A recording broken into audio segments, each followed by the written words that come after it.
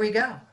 Okay, so obviously the biggest part of what you all are doing, becoming a host, everything you're doing on social media is to gain recognition and to really build yourself as an expert, right? You're not going to get on a major network or on a major television program or the Today Show, as Laura mentioned, if you're not an expert.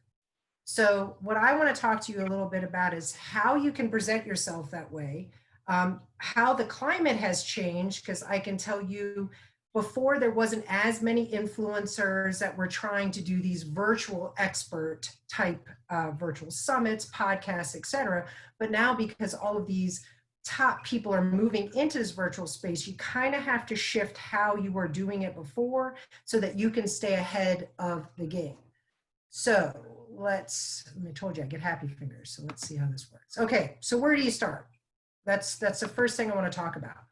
So you want to get your ducks in a row. And I don't know if I can move this over, but well, you can see what it is.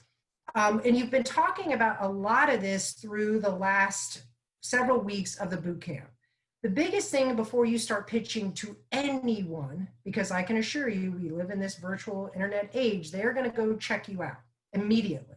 They're going to want to look at your website. They're going to want to look at your social platforms, your pictures, make sure you have a logo. This is all about your branding, which you've talked about keeping that sort of tight, have that all cleaned up as well, because I'm going to talk to you about, we're not going to pitch the low man on the totem pole. I want you to shoot high, very high. Also make sure you have a media kit. A PR kit is extremely important. All of these videos that you're creating, maybe some online work that you've done if you're a writer, all of these things need to be included in a press kit.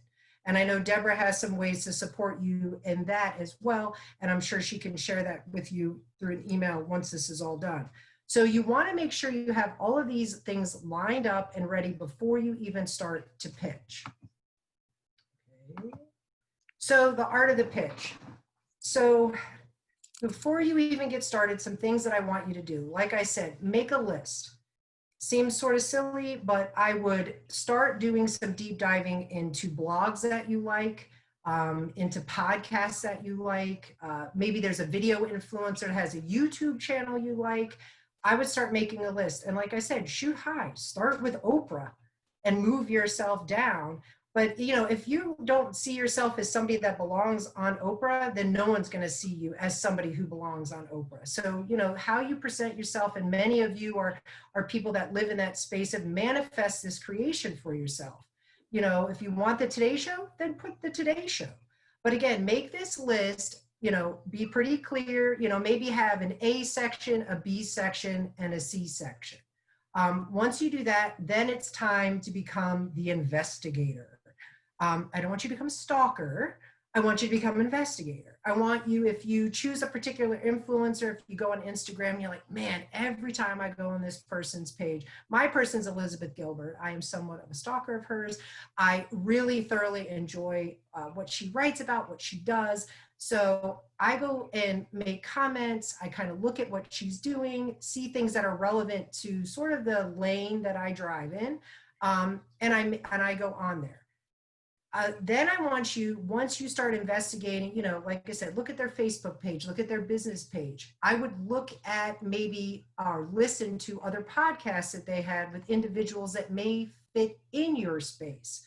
But I also don't want you to kind of put yourself in a box, because like I said, the whole idea of virtual influence and all of that is changing rapidly, because there's so many people that weren't virtual influencers now, that were these in-person influencers that are now coming on to the virtual space. So you want to make sure you have a real clear understanding of kind of what their guests are, how you can fit in, connect on all those social media platforms, Facebook, Twitter, and Instagram. And I'm going to mention LinkedIn, but we're not going to go there yet. There's 3 things that I want you to keep in mind when you're pitching, and they're incredibly important. First is, what's your hook?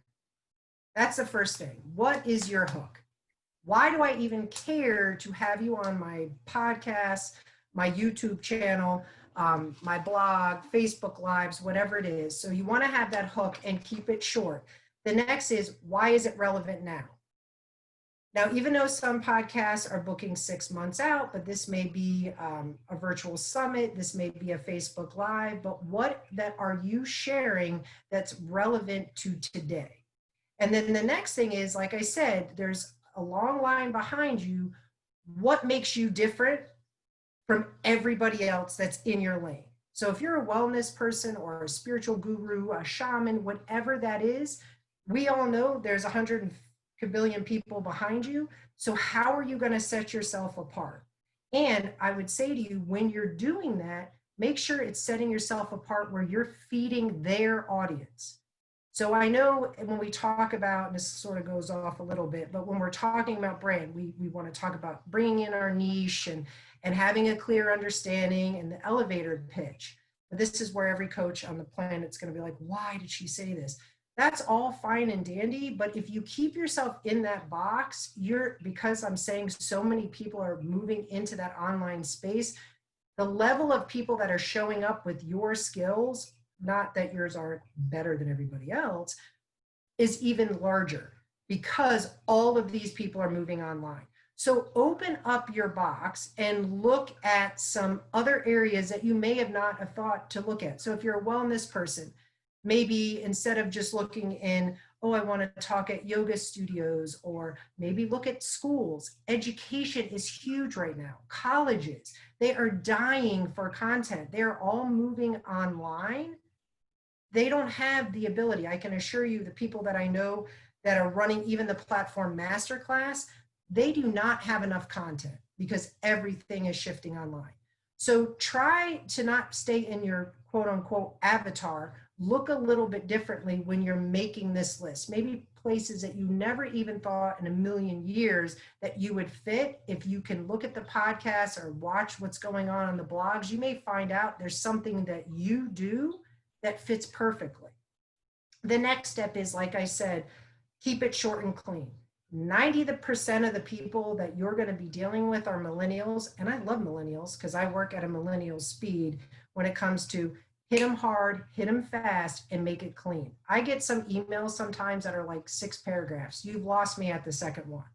So when you're pitching, keep it super tight, super short, hit your high points. That's why that media kit is so incredibly important, because you can attach that to the email you're sending. And all of the things that you would put them in an email and you'd lose them by paragraph 2 will be in that media kit. And the other good thing in the media kit, you can include links to maybe some of the shows that you've done on Well World TV, your YouTube channel. I would also encourage you, include some stuff that is more authentic. Like I said, I work a lot with that millennial space. And just so you understand the buying power, because I know we seem to just not understand kind of where they fit. Their buying power in 2020 is 1.4 trillion, not B, trillion. These are people who have a lot of money, who care a lot about wellness, physical, spiritual, all of that. So maybe step into like places like a Joe Rogan show. Maybe you never thought why would I ever be on Joe Rogan? And again, look at the audience and think about how that audience fits you. Let's just say I'm going on Joe Rogan. I like Joe Rogan. He's a smart ass. I like his temperament, but I'm not somebody that maybe fits in his space, but I do a lot of stuff with mindset. Well, maybe I look at it and go, wait, he's talking about political times. Maybe I should have something that fits his audience, where mindset and the current culture. And then I come up with a very short, clear, precise pitch in 1 to 2 paragraphs on why, here's my hook, this is why it's relevant now, and this is what makes me different from everyone else. So those are things that I would definitely include in that. So before you even push the send button, before you even send the pitch, here's some things I want you to think about. Reach out to colleagues and friends, and this is where LinkedIn is your best friend. LinkedIn is, to me, one of the most underutilized platforms on the planet when it comes to building relationships and building yourself as an expert. I think it's an excellent place to start building yourself as an expert and sharing your knowledge with others. So if you aren't utilizing LinkedIn, I would encourage you to do so, and at a level where not only are you sharing content that's yours, but maybe sharing content with of other colleagues, YouTube stuff that you do, whatever that is. But this is where this part matters. So you reach out to colleagues and friends after you made your list and you share with them, hey, this is what I'm doing. Because a lot of us, our worlds collide, as I see sometimes. Like I saw Jasmine on a podcast the other day, and I was actually putting someone else on that podcast 3 days later. So you'll be surprised at how your worlds start to collide once you get bigger and on the virtual space. So you'll reach out to friends and colleagues and say, hey, this is my list. This is some podcasts I want to go on. By any chance, do you know anybody? I mean, it could be somebody that's not even that important, but having that warm intro is a huge game changer. Because like I said, I can assure you there's a bunch of people reaching out right now that want to be on there. But if you have a friend, and I would say 90% of the business I do is referral.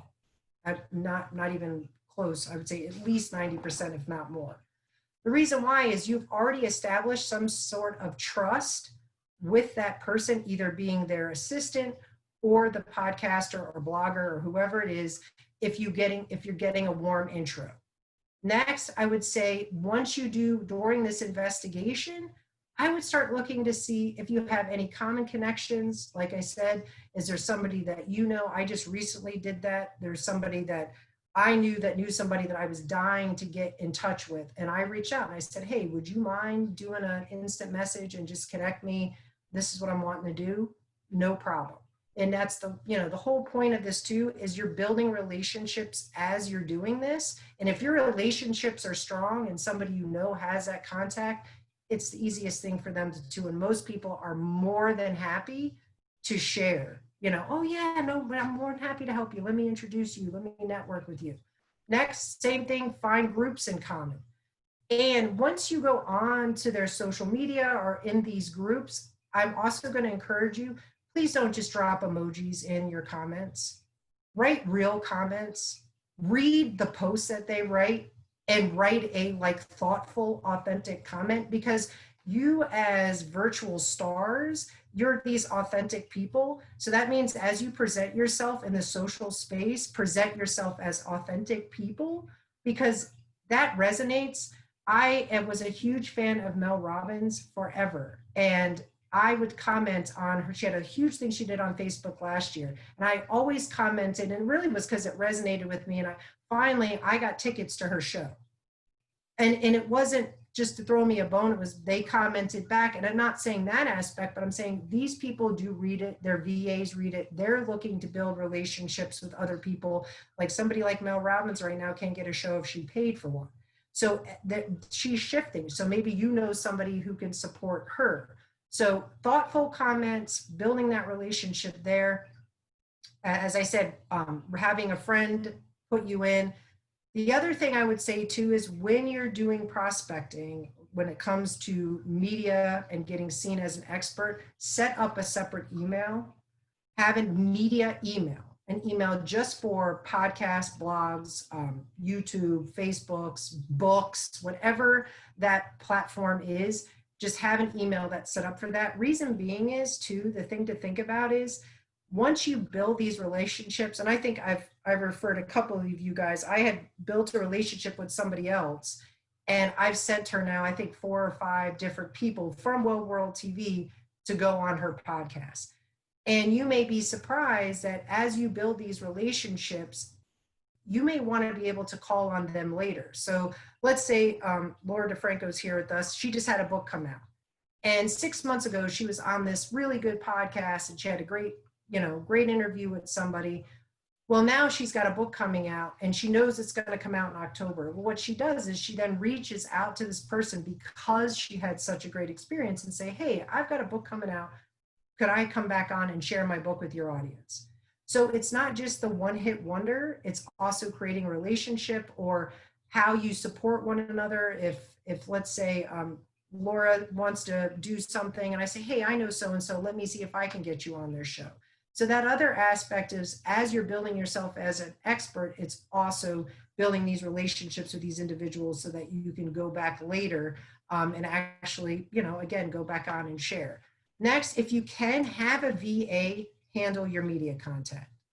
To me, if you have an assistant or somebody who quote unquote represents you, to me, that is, I personally, it makes my life easier when I've done it for other people. I get in so much quicker. I don't know if it's perception is reality. They think, oh, she's got an assistant. She's bigger than this must be somebody big. And there's VAs you can hire, some for as little as $6 an hour. It's insane. So I would say if you can't, that's fine. But I would definitely set up a separate email that you send all the media contacts to, and how you speak to them. So now you're booked. You've booked yourself. You're going to go on the show. Here's why booking yourself as an expert too. This is how people get to see you as an expert, because I can have a credential list as long as me, and I'm almost 6 feet tall. But if nobody shows up, that podcaster, that YouTuber, that influencer could care less. And that's another thing that I keep hearing across the board in PR and marketing. Credentials are great, but nowadays they mean very little compared to who you can bring and who you have show up. Like I said, I could have a PhD from Harvard and be standing next to somebody same age, same credentials in a sense, but they have a BA from some college in Kansas that nobody knows about. But if they have 100,000 people show up, guess what? Guess who's coming back? It's that person. So yes, credentials are important. When you're talking about that media kit, don't get too far down in the weeds with those either. I would say share more of your influence aspect, share all of those things, because to me right now, everybody's looking for growth and virtual growth.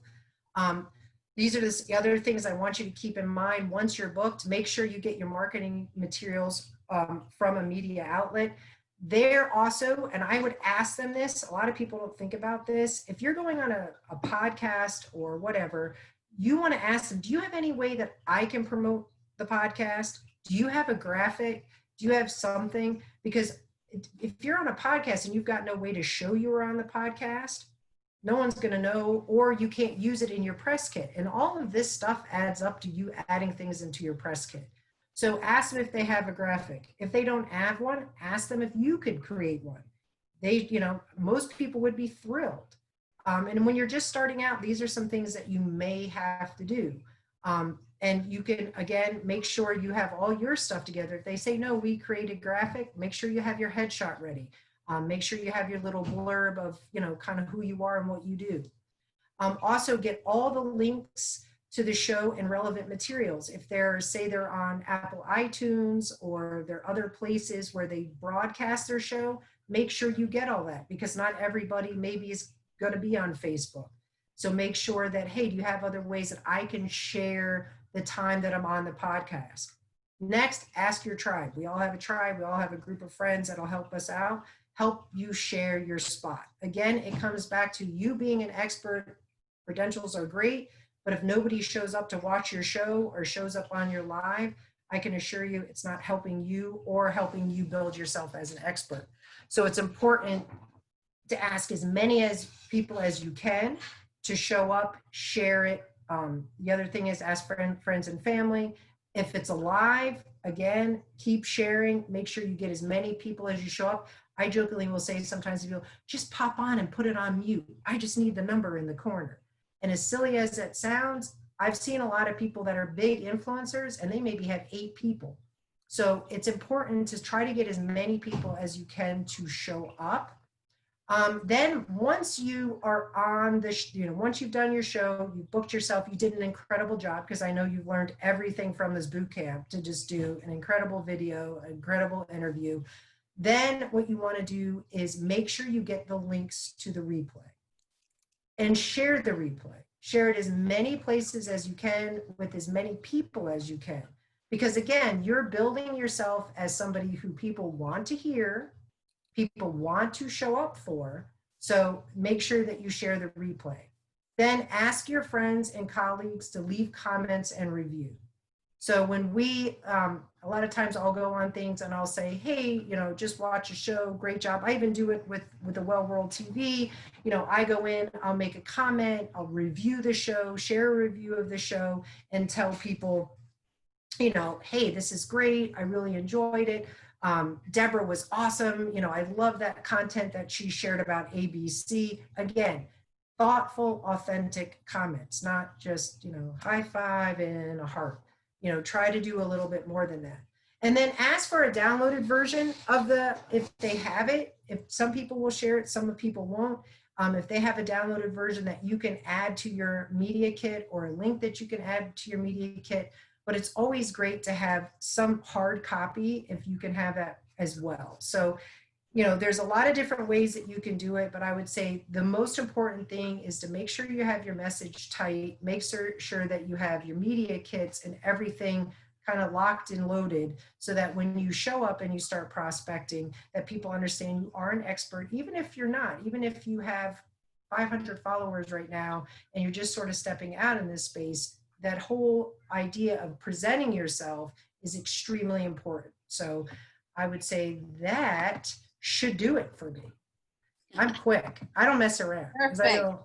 That leaves us a few minutes for some Q&A, and I've been trying to answer the questions as they I'm sorry. I don't see them on my end, so I apologize.